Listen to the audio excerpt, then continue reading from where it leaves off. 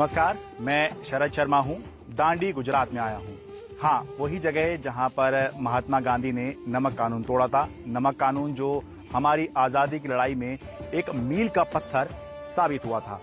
यहां पर केंद्र सरकार ने नमक सत्याग्रह की याद में एक मेमोरियल या स्मारक बनवाया है, जिसमें उस यात्रा का वर्णन करके बताने की कोशिश की गई है कि क्या ये यात्रा थी और कैसे ये यात्रा संपन्न हुई थी।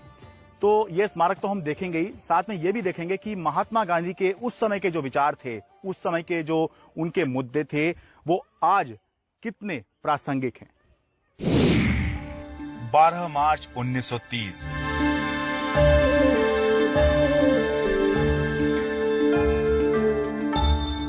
उस दिन एक यात्रा शुरू हुई थी। एक यात्रा जिसने सारी दुनिया को दिखाया कि कैसे 80 लोगों की निहत्थी सेना अपने अहिंसक सत्याग्रह के रास्ते पर चलकर दुनिया की सबसे बड़ी ताकत को धूल चटा सकती है।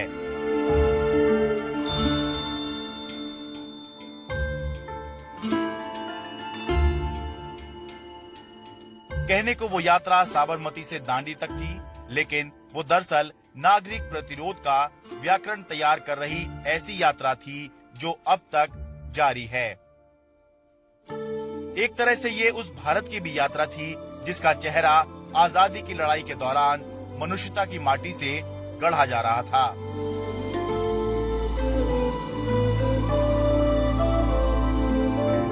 साल 1929 में कांग्रेस के लाहौर अधिवेशन में पूर्ण स्वराज का लक्ष्य तय किया गया और इसकी कमान महात्मा गांधी को सौंप दी गई। महात्मा गांधी ने बहुत सोच समझकर नमक की लड़ाई लड़ने का फैसला किया। दिलचस्प ये है कि तब इस फैसले से ना पटेल आश्वस्त दिख रहे थे, ना नेहरू, ना बोस और ना ही राजगोपालाचारी। लॉर्ड इरविन कह रहे थे कि नमक पर वो नींद खराब नहीं करेंगे। अंग्रेजी के एक मशहूर अखबार ने इसे हास्यास्पद कदम बताया, मगर गांधी जानते थे नमक ही सबको जोड़ेगा, अमीर को, गरीब को, हिंदू को, मुसलमान को। तब ये नमक गरीब लोग खुद तैयार करते थे। एक गड्ढा खोदते, उसमें समुद्र का पानी भर देते। सूरज की गर्मी से पानी भाप बनकर उड़ जाता और फिर नमक बचा रह जाता। लेकिन अंग्रेजों ने भारतीयों से नमक जैसी मामूली चीज बनाने का हक भी छीन लिया था और इस पर 1400% टैक्स लगा दिया गया था। गांधी ने कहा वो नमक बनाएंगे, नमक कानून तोड़ेंगे। इसी के बाद शुरू हुई 12 मार्च 1930 को वो ऐतिहासिक यात्रा जिसे मनुष्यता के इतिहास में चमकदार अक्षरों में याद किया जाता है। गांधी ने 78 सत्याग्रही चुने। उनके सचिव प्यारेलाल और छगनलाल जोशी इनके पीछे पीछे चले। इन 80 लोगों को गांधी ने संयम और सत्याग्रह का पाठ पढ़ाया था। बाकायदा नियम तय किए, वे क्या खाएंगे, किन स्थितियों में रहेंगे, जेल जाने पर कोई सुविधा नहीं मांगेंगे, लाठी खाने पर पीछे नहीं हटेंगे और मर जाने को भी तैयार रहेंगे। 24 दिन गांधी चलते रहे। 390 किलोमीटर का सफर पूरा कर नवसारी के दांडी पहुंचे और उन्होंने नमक बनाया। लेकिन तब तक ये 80 लोगों की यात्रा नहीं रह गई थी। सारी दुनिया इसके पीछे चल रही थी। ये नमक बनाने की यात्रा भी नहीं रह गई थी। ये दुनिया के सबसे बड़े साम्राज्य के खिलाफ मामूली लोगों के संघर्ष की यात्रा बन गई थी। इस यात्रा की स्मृति अब इन भित्ति चित्रों में उकेरी गई है। आप यहाँ आएंगे तो आजादी की लड़ाई के इतिहास का एक जगमग पन्ना पाएंगे। महात्मा गांधी ने दांडी यात्रा के लिए 80 सत्याग्रहियों का चुनाव किया। इन सत्याग्रहियों को पहले से ही अहिंसक सत्याग्रह करने की ट्रेनिंग दी गई थी। ये वो 80 लोग थे जो शुरू से लेकर आखिर तक महात्मा गांधी की इस यात्रा में शामिल रहे।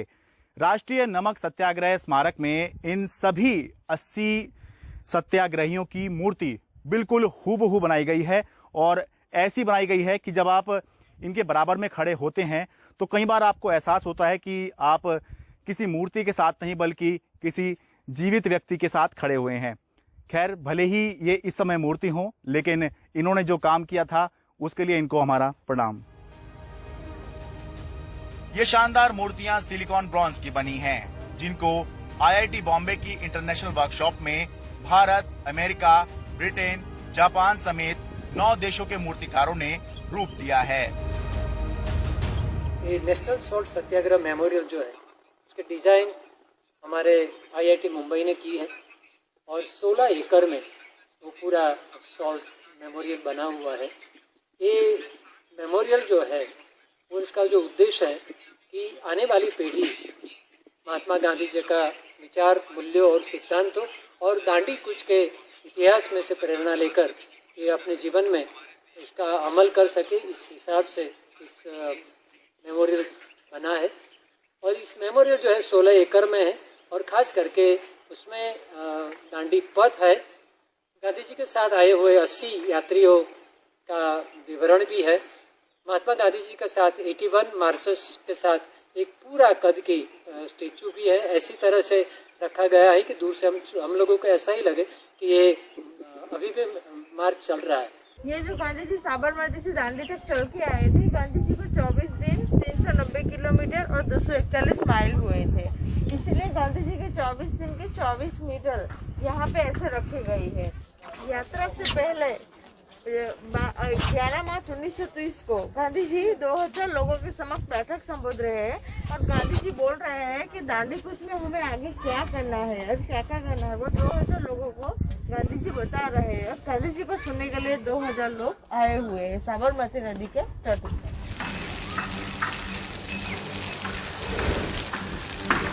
संग्रहालय में नमक बनाने की प्रक्रिया भी दिखाई गई है। समुद्र का पानी उबल रहा है, धीरे धीरे पानी उड़ जा रहा है और नमक रह जा रहा है। सत्याग्रह पर लौटते हैं।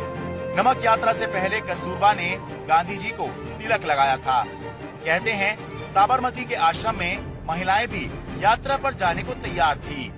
नाराज थी कि गांधी उन्हें अपने साथ क्यों नहीं ले रहे। गांधी ने कहा था उन्हें महिलाओं पर भरोसा है, लेकिन महिलाएं सामने होंगी तो शायद अंग्रेज की वो क्रूरता सामने नहीं आएगी जो पुरुष सत्याग्रहियों पर टूटेगी। गांधी के रास्ते में गांव नगर आते थे, नदी जंगल आते थे, सबको फलांग कर गांधी बढ़ते चले जाते थे। गांधी यात्रा करें और रास्ते में पड़ने वाली बाधाएं पार ना करें, ऐसा हो ही नहीं सकता।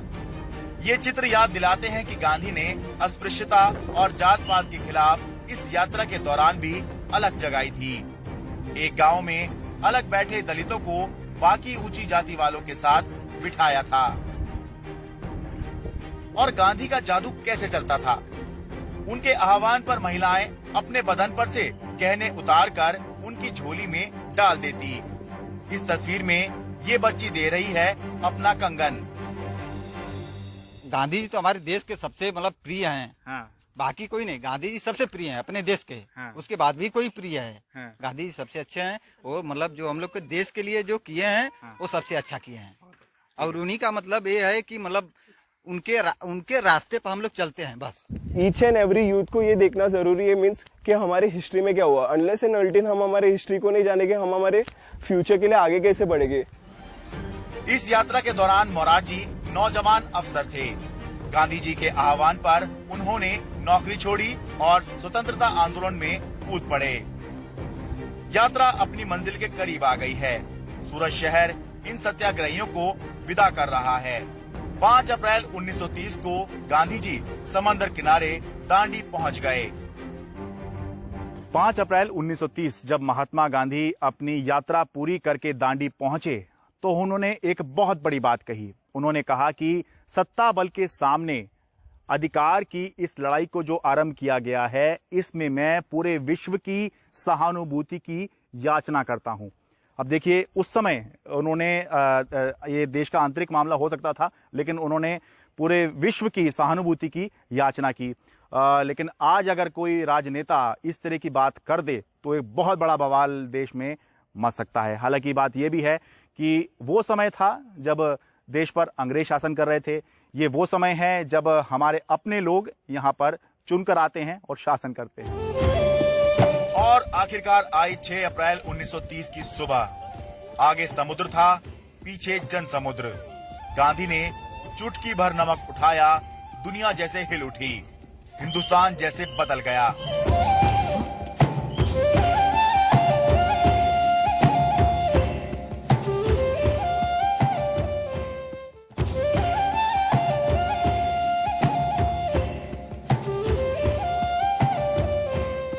छह अप्रैल 1930 को जब महात्मा गांधी ने नमक कानून तोड़ दिया तो फ्री प्रेस ऑफ इंडिया के रिपोर्टर ने उनसे पूछा कि अब आपने नमक कानून तोड़ दिया है और सरकार ने आपको ऐसा करने से रोका भी नहीं, तो अब आपका अगला कदम क्या होगा? तो महात्मा गांधी ने कहा कि मैं नमक को इसी तरह गैर कानूनी रूप से बनाने का काम जारी रखूंगा और आप भी, महात्मा गांधी प्रेस रिपोर्टर को कह रहे हैं कि आप भी देश हित में अपनी आजीविका को कम महत्व दीजिए और देश के इस स्वाधीनता संग्राम में अपना सहयोग दीजिए। अब देखिए कि देश की बातें तब भी हो रही थी, आज भी हो रही हैं और प्रेस को और मीडिया को कैसे काम करना चाहिए देश हित में, ये बातें उस समय भी थी, ये बातें आज भी हो रही हैं। दांडी पहुंचकर जिस सैफी विला नाम के घर में महात्मा गांधी रहे, उसको भी संजो कर रखा गया है।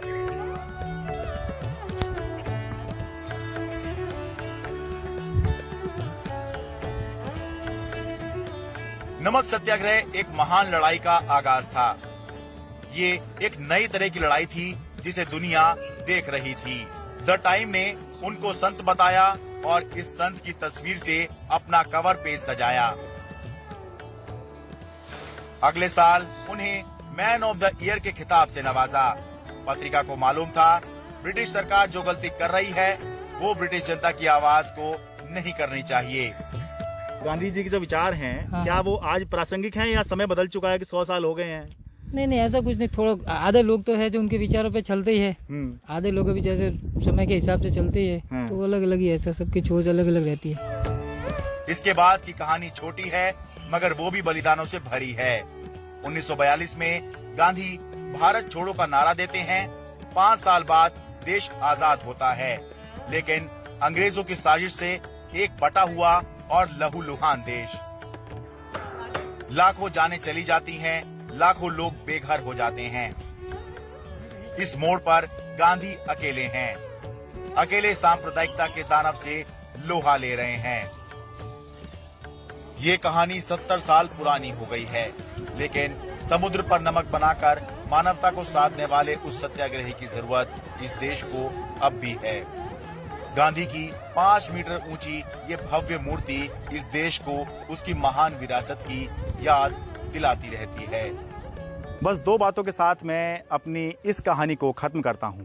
पहली, बहुत से लोग महात्मा गांधी के बारे में किसी एक घटना के आधार पर अपने मन में नकारात्मक विचार बना लेते हैं, तो उनके लिए मैं यही कहना चाहूंगा कि किसी एक घटना ने मोहनदास करमचंद गांधी को महात्मा गांधी नहीं बनाया है। पहले उनका पूरा जीवन, उनका संघर्ष, उनके मुद्दे जानिए, फिर उनके बारे में कोई विचार अपने मन में कायम कीजिए। और दूसरा, महात्मा गांधी के बताए हुए रास्ते पर चलना ना उस समय आसान था ना आज आसान है, लेकिन बहुत से लोग उस समय भी महात्मा गांधी के बताए हुए रास्ते पर चले और आज भी चल रहे हैं। बाकी फैसला आपका है। दांडी गुजरात से मैं शरद शर्मा, एनडीटीवी इंडिया।